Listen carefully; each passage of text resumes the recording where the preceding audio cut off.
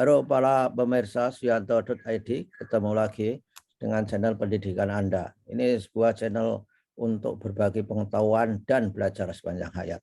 Oleh karena itu, yuk dukung kami dengan cara klik subscribe supaya channel ini, channel pendidikan ini berada pada halaman utama dari YouTube atau Google, sehingga peluang untuk dilihat banyak orang menjadi lebih baik, lebih banyak, dan dengan demikian bisa menjadi konten alternatif bagi channel-channel yang saat ini banyak yang merugikan dunia pendidikan kita karena menjadikan predator bagi pendidikan karakter kita. Nah, kali ini kita berada di episode 2, masih berbicara mengenai implementasi kurikulum merdeka bersama Ibu Kepala Sekolah luar biasa, Ibu Titi Sudarti, Kepala Sekolah SMP Negeri 1 Magetan, Jawa Timur. Magetan di mana? Di kaki Gunung Lawu dan memiliki telaga Sarangan. Inilah Magetan. Nah, kita sapa dulu. Assalamualaikum warahmatullahi wabarakatuh, Bu Titi. Waalaikumsalam warahmatullahi wabarakatuh, Bro. Sehat semua nggih? Oke, alhamdulillah sehat, harus berimbang, olah hati, olah rasa, olah pikir. Dan dengan demikian olahraga jangan lupa. Ya, olahraga untuk meningkatkan imun itu nggih. Oke, leres ya, olahraga, olah hati, olah rasa, olah pikir. Nah, 4 olah-olah. Olah-olah itu, olah-olah. Ya, penting oke. sekali nggih. Bu Kepala Sekolah, dan kita sudah gegap gempita ingin melaksanakan kurikulum merdeka. Nah, gimana pengalaman SMP Negeri 1 Magetan, terutama untuk membuat pembelajaran berbasis proyek? Apa yang dilakukan kepala sekolah di situ, panjenengan dalam hal ini, dilakukan oleh SMP Negeri 1 Magetan? Apakah pilihan-pilihan topik yang dari 6 itu dipilih berdasarkan kebutuhan lokal daerah atau berdasarkan suara demokrasi para guru, siswa, dan sebagainya? Moga, Bu. Terima kasih. Saya izin menyapa para netizen setia Suyanto.id, pembelajaran sepanjang hayat. Halo para pemirsa netizen setia, ketemu lagi kita pagi ini melanjutkan obrolan kita terdahulu, yaitu terkait dengan riuh rendahnya, gegap gempitanya, kegaduhannya terkait dengan implementasi kurikulum merdeka yang merupakan salah satu perangkat dari Merdeka Belajar.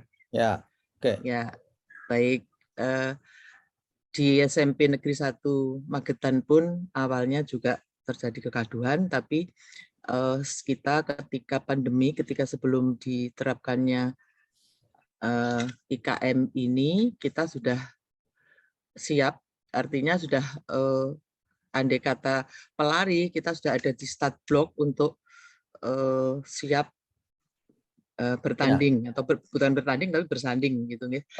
Jadi lewat komunitas pembelajar di sekolah yang kita bentuk, kita mulai dengan Merdeka Belajar, itu bahwa ruhnya kan ada 3, yaitu numerasi, literasi, dan penguatan karakter. Menilik dari kondisi saat ini, kita prosentase atau frekuensinya harus lebih banyak di penguatan karakter. Kemudian Prof, karena kita di selain ada implementasi kurikulum merdeka, itu ada lagi pembelajaran berbasis proyek atau project based learning itu yang makin hari menjadi salah satu sumber kegaduhan itu. Padahal sebetulnya di kurikulum sebelumnya itu sebenarnya kita itu sudah melakukan gitu. Kita itu sudah melakukan, hanya belum di hanya formatnya yang beda kali. Betul, kita sudah langsung melakukan karena utamanya di SMP 1 Magetan itu kan sudah ada program yang menuntut adanya project based learning itu antara lain program sekolah siaga kependudukan, kemudian internalisasi nilai-nilai Pancasila yang harus di kurikulum Merdeka ini ada 6 nilai yang harus diinternalisasikan, itu disebut 6 dimensi gitu Ya, yang di IKM, sehingga kita sudah membuat itu berdasarkan rapor mutu gitu. Bergeraknya semua dari rapor mutu. Kalau di kurikulum sebelumnya kan namanya IDS itu, Bro. Oke. Jadi dari rapor mutu. Dari Siapa, rapor mutu. Bu? Siapa yang membuat rapor mutu itu? Sekolah sendiri, seperti Betul, itu kan dari kementerian. kementerian rapor Oke. mutunya. Ya. Dari kementerian itu kita lihat, kita kan yang masih merah apa gitu. Ketika ada yang merah itu, maka kita porsinya yang porsi terbesar ya harus dari yang merah itu. Yang kalau yang hijau kita tinggal mempertahankan atau improve ya. Karena SMP 1 Magetan ini kategorinya mandiri berbagi, maka yang hijau itu harus mau tidak mau suka tidak harus diimprove karena harus ada program yang diimbaskan, yang dibagi gitu, Bro. Ya. Nah, untuk PBL, mohon maaf Bu, yang hijau harus diimprove gitu. Artinya itu diperdalam, diperbagi, diperluas. Apa yang hijau di Magetan itu? Kita di SMP 1 yang hijau agak banyak loh. Ya, bukan agak banyak. Jangan malu-malu mengatakan banyak. Jadi, tapi sebenarnya saya juga kaget. Loh, kok kita mandiri berbagi? Terus yang mana ini? Terus akhirnya kita lihat rapornya itu lah. Dan di PBL kita segera bergerak. Pertama kali kita ininya kan memperkuat jati diri bangsa menuju kebinekaan global, karena salah satu dimensinya nilai kebinekaan global, Bro. Nah, sasarannya siapa? Harusnya kan kelas 7, Bro. Iya. Yang itu mulainya kan harusnya kelas 7. Kalau SD ya kelas 4 itu kan. Kalau SMA, SMK itu kelas 10. Tapi saya ke teman-teman jangan. Nanti kan ada pelatihan, ada workshop. Saya rasa tidak hanya guru kelas 7 yang wajib tahu gitu ya untuk di SMP. Tapi kelas 8 9 juga harus tahu gitu. Kalau nanti ada pertanyaan dari luar sana, kemudian kalau guru kelas 8 9 gagap kan ya tidak mungkin gitu, Bro. Sehingga semua wajib tahu, sehingga nanti ketika tahun ajaran baru yang akan datang kelas 7 ini naik kelas 8, guru yang di kelas 8 sudah siap. Sudah siap ya. Nah, oleh sebab itu khusus yang PBL ini tidak hanya kelas 7, Bro. Ini kelas 8 9 juga kita beri PBL ini gitu. Nah, sehingga sasarannya nanti tidak hanya kelas 7 tapi kelas 8, kelas 9 juga. Kemudian bentuk proyeknya seperti apa? Misalnya tadi yang memperkuat jati diri bangsa menuju kebinekaan global misalnya. Itu ya. Maaf Bu. Memperkuat jati diri bangsa itu merupakan salah satu dari 6 tema itu yang dipilih oleh 6 dimensi itu yang untuk kebinekaan global gitu, Bro.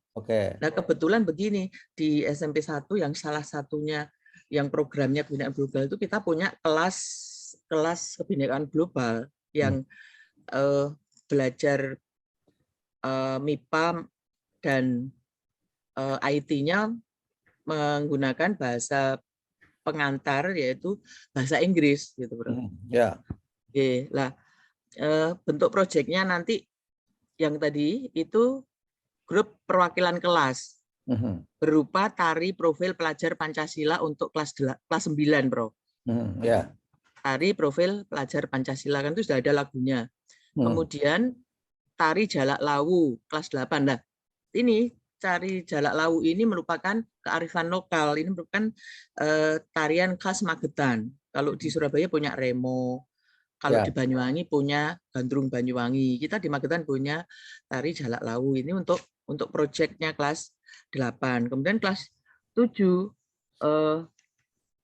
tari branding kelas. Kita kan di kelas kita branding untuk kebinekaan globalnya ini. Di setiap kelas itu brandingnya 2.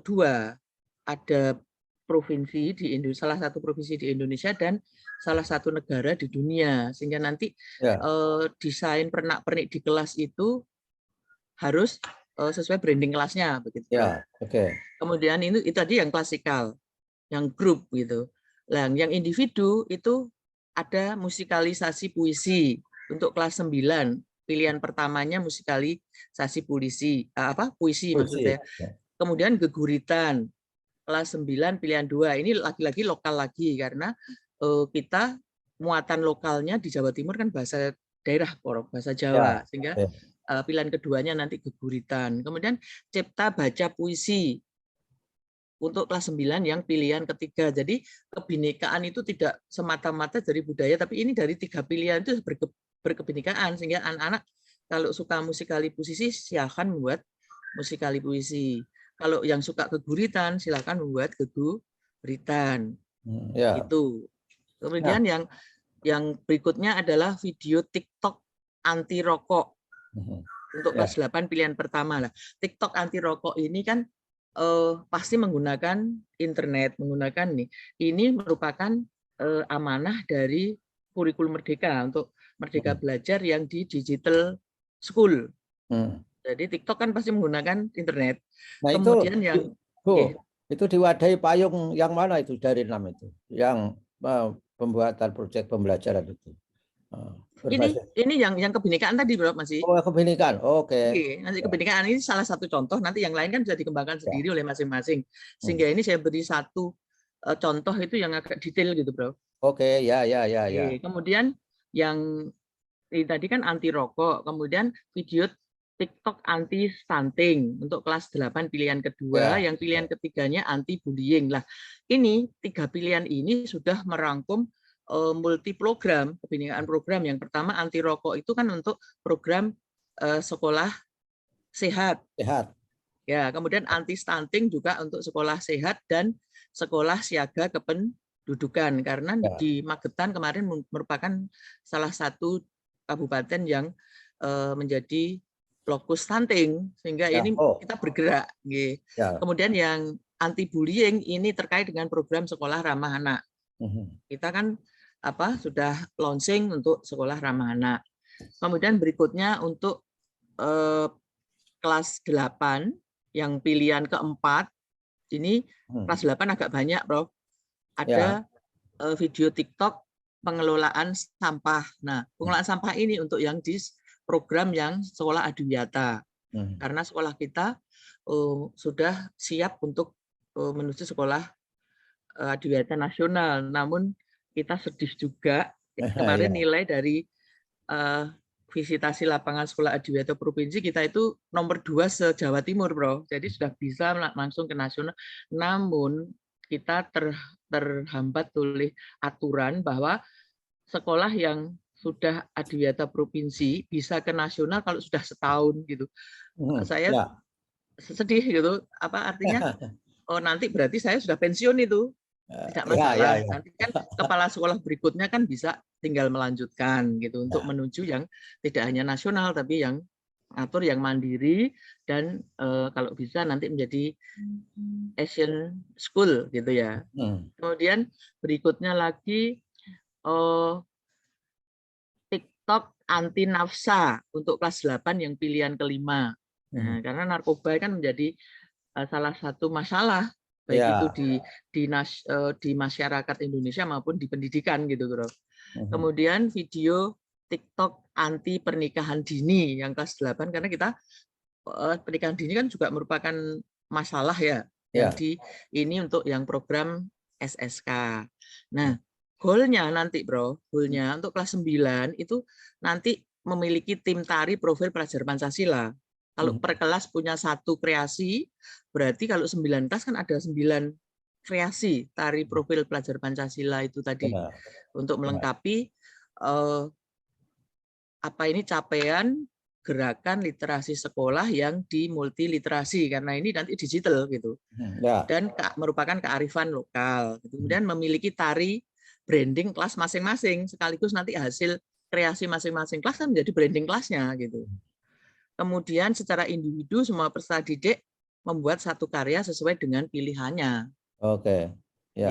Wah, baguslah.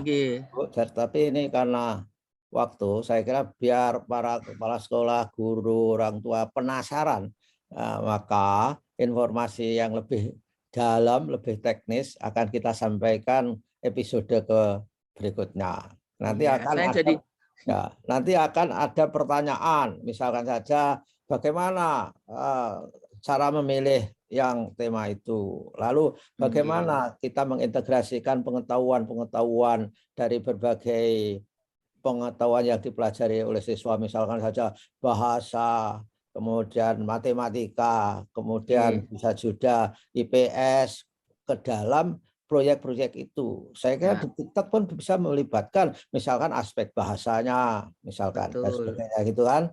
Jadi supaya penasaran, kita akhiri dulu Bu, karena waktunya sudah tidak cukup. Mudah-mudahan minggu depan masih ada waktu lagi Bu Titi ya. Insya Allah asal tidak berbenturan dengan kegiatan yang lain, Prof. Nanti saya siap. Ini seperti saya jadi ingat waktu kecil, Prof. Kita kalau atau waktu saya dulu ngajar di Surabaya itu biasanya kalau di mapel matematika kan suntuk. Saya bercerita dulu, tapi mutus cerita bersambungnya itu pas seru begini, Bro. Nah, iya. Jadi penasaran terus dinanti-nanti kapan dia. ini juga ini juga pendidikan karakter ini. Ya, betul. Baiklah.